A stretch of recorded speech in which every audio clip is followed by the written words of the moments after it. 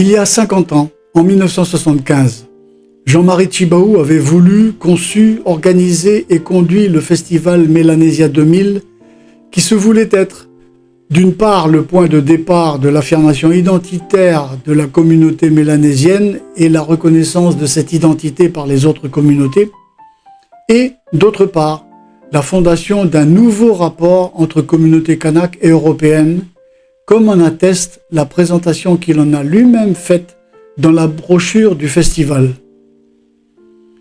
Nous avons voulu ce festival parce que nous croyons en la possibilité d'échanges plus profonds et plus suivis entre la culture européenne et la culture kanak. L'espoir qui sous-tend ce projet est grand. Nous devons, ensemble, le réaliser pour l'avenir culturel de notre jeunesse et la santé de notre pays. Merci de votre gentillesse et du regard neuf et sans préjugés que vous y apportez. À vrai dire, ce festival ne fut pas grand-chose si l'on se réfère à sa durée. Mais le symbole et l'espoir qui le soutenaient étaient amplement plus importants que les 5 jours durant lesquels il s'est tenu, du 3 au 7 septembre 1975.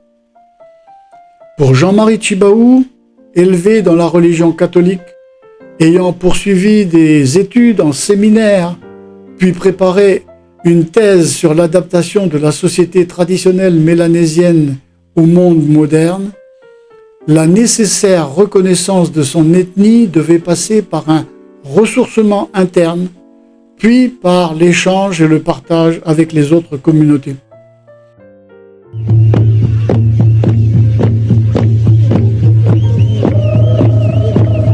Si nous voulons faire Mélanésia 2000, c'est pour que les gosses sachent qu'il y a une culture dans ce pays. C'est pour que nos amis européens qui sont là sachent aussi que nous sommes des hommes. Nous sommes des hommes ayant une culture et cette culture, il faut la montrer. Si on ne la montre pas, on pense qu'on n'existe pas.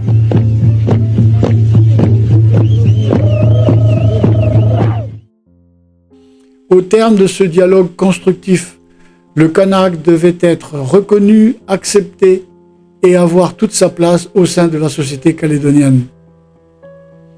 Sa quête était uniquement identitaire, comme j'ai pu m'en rendre compte lorsque je l'ai côtoyé durant la préparation et le déroulement du festival. Il avait créé l'opportunité magnifique de faire pacifiquement évoluer la société calédonienne en proposant l'abandon de son passé colonial et l'adoption de nouveaux rapports fondés sur l'égalité et le partage. Il résumait ainsi ses espoirs. « Je suis convaincu que l'on a fait fausse route et qu'aujourd'hui la gloire de la foi et l'honneur de la civilisation serait d'inviter le kanak à venir au banquet des civilisations, non en mendiant déculturé, mais en homme libre. Nous aurions dû ouvrir grand cette porte, saisir cette perche tendue. Mais au lieu de cela, la porte a été violemment refermée avec un dédain qui signifie à peu près ceci. On vous a laissé faire votre festival, c'est très bien. Mais maintenant c'est terminé et tout redevient comme avant. Circulez, il n'y a rien à voir. Cette porte entr'ouverte s'est refermée. Cette perche tendue est retombée. Pour notre malheur à tous, cette chance historique a été superbement ignorée. Et Jean-Marie Tjibaou, l'homme qui croyait que tout était possible dans la paix et le dialogue, qui avait confiance dans l'intelligence et le cœur des hommes, n'a eu alors d'autre choix que de porter sa revendication identitaire sur le plan politique, sous forme de revendication indépendantiste. Ce n'était pas faute de ne pas l'avoir annoncé. La non-reconnaissance qui crée l'insignifiance et l'absence de dialogue culturel ne peut amener qu'au suicide ou à la révolte. Ça a été la révolte. Il ne faut pas se le cacher. C'est comme cela qu'est née l'idée que pour faire valoir l'identité kanak, il n'y avait pas d'autre voie que la revendication d'indépendance. Beaucoup parmi les autres communautés de Nouvelle-Calédonie ont compris le message d'espoir dont était porteur le festival. Mais par impuissance ou par lâcheté, n'ont pas su comment y répondre, ont souvent obéi aux règles du système en place.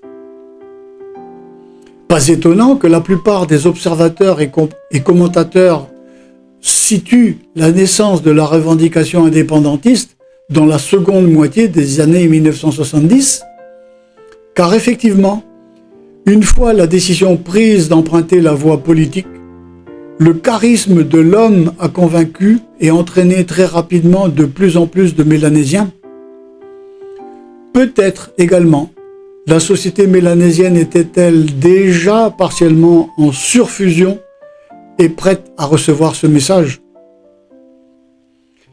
La société coloniale calédonienne de cette époque a raté son rendez-vous avec l'histoire. Elle est ainsi en grande partie responsable de ce fiasco.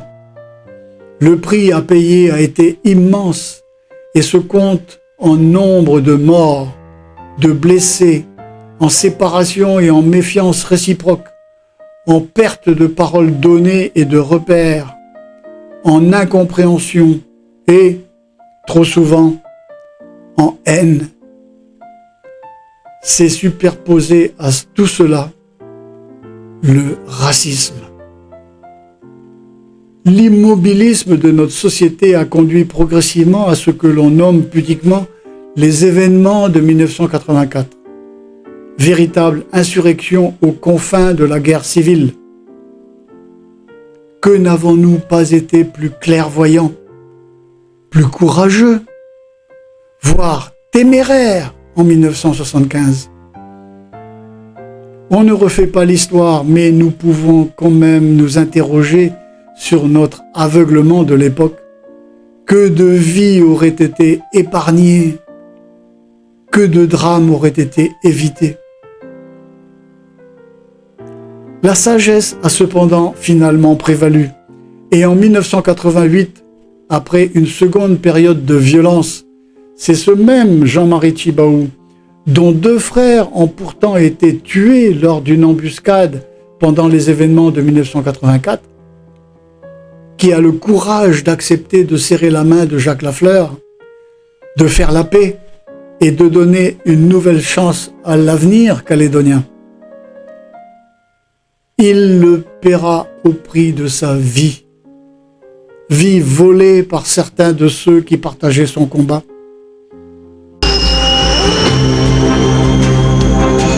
Jean-Marie Tjibaou et Yewene assassinés en Nouvelle-Calédonie, tués par des extrémistes kanaks qui ont voulu remettre en cause la paix dans le territoire.